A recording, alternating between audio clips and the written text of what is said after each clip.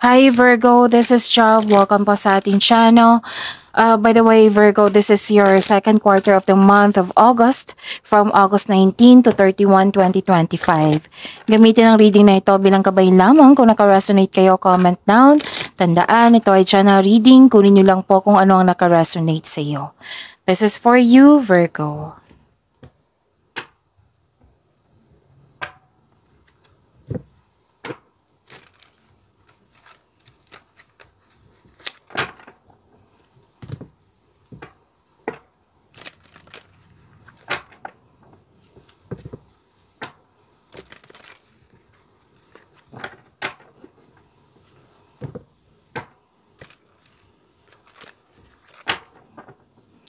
Para po ito sa iyo, Virgo, ngayong August 19 to 31, 2025.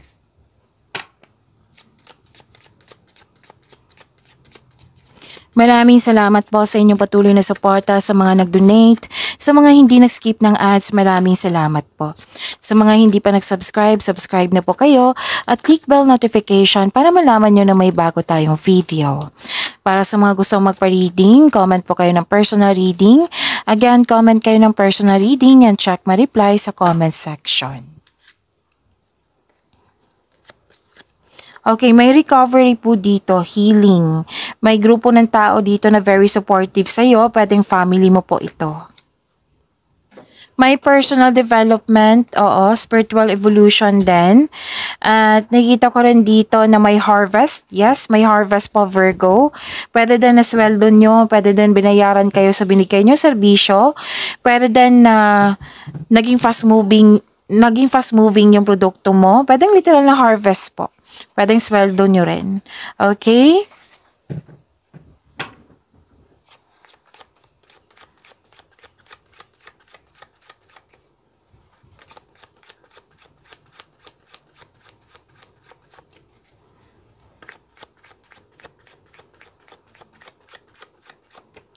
Energy po ni Virgo ngayong August 19 to 31, 2025.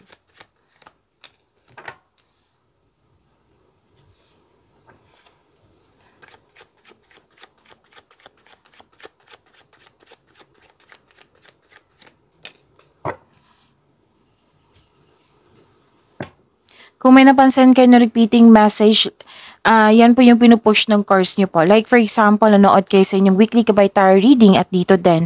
At may napansin kayo na repeating message. Yan po yung pinupush ng cards nyo na kailangan yung bigyan ng atensyon, solusyon at aksyon kung maaari po. So, ano yung energy ni Virgo?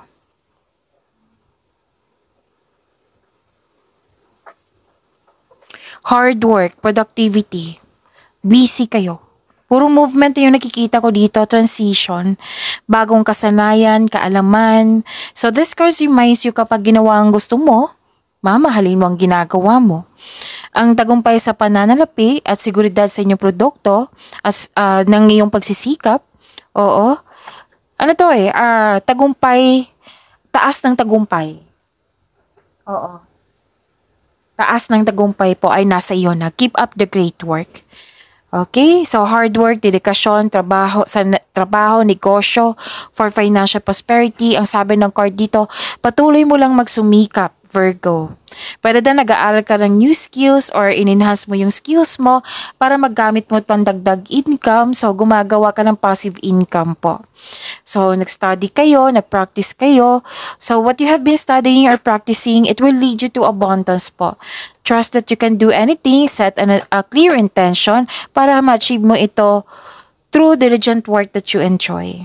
So, magiging successful ka dahil sa inyong sipag at tiyaga.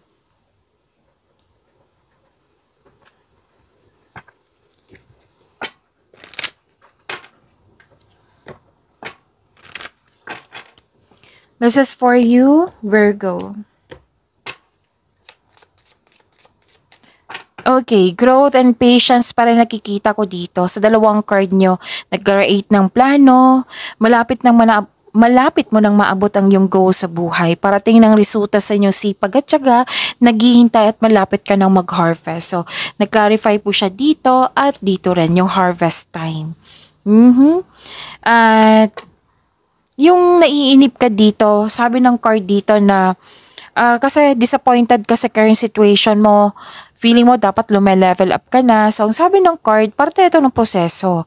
Have faith, patuloy mo lang pagsisikap, pagsisipag sa trabaho, dahil check naman ma-achieve mo yung gusto mong posisyon or kasaganaan. So, stay positive and be grateful.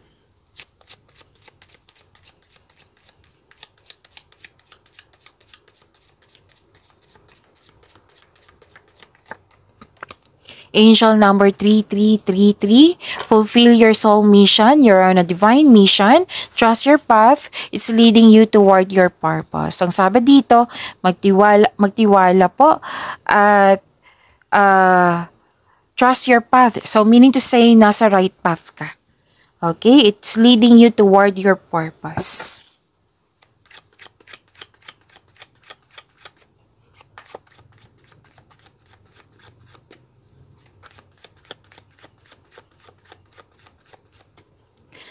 Career and money ni Virgo.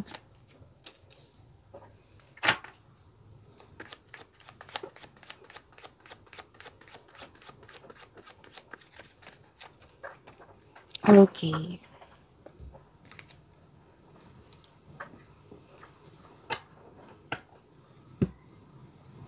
Sa career and money niyo po, Virgo, nakikita ko dito nagkaroon po ng, okay, busy pa rin dito eh. 3 card na po nagsabi dito na busy kayo.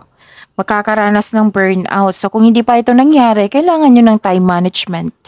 Ask for help para hindi mo dala lahat yung gawain po. Pero malapit mo naman matapos yung proyekto mo or yung mga ginagawa mo dyan. Kaya soon, pwede ka na mag-rest or magbakasyon.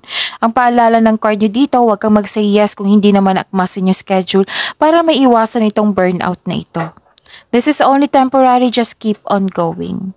Completion of cycle lang nakikita ko po dito eh.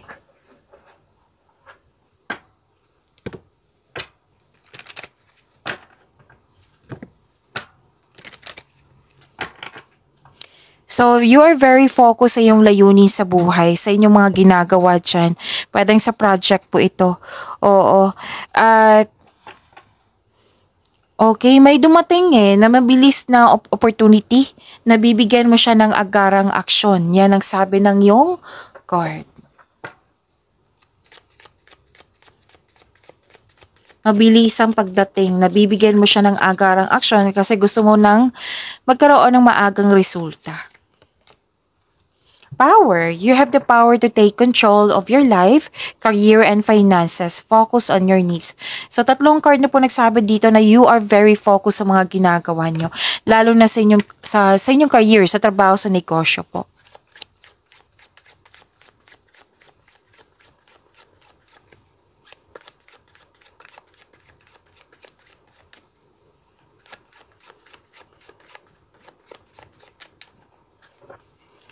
Love life, self-love, partnership, and romance ni Virgo.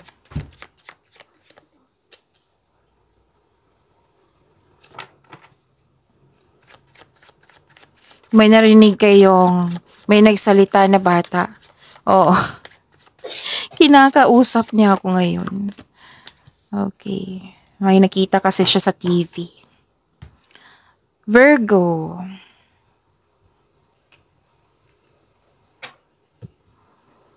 You're guarded. Guarded kayo dito. Ayaw mo masaktan. Single ka man, may relasyon sa buhay mag-asawa.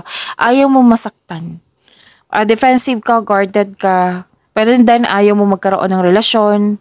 Pwede din umiiwas ka ng away or confrontation para hindi kayo or hindi ka masaktan. Kumbaga, nililimitahan mo yung sarili mo. So this card asks you to try to release your fears of opening up to love.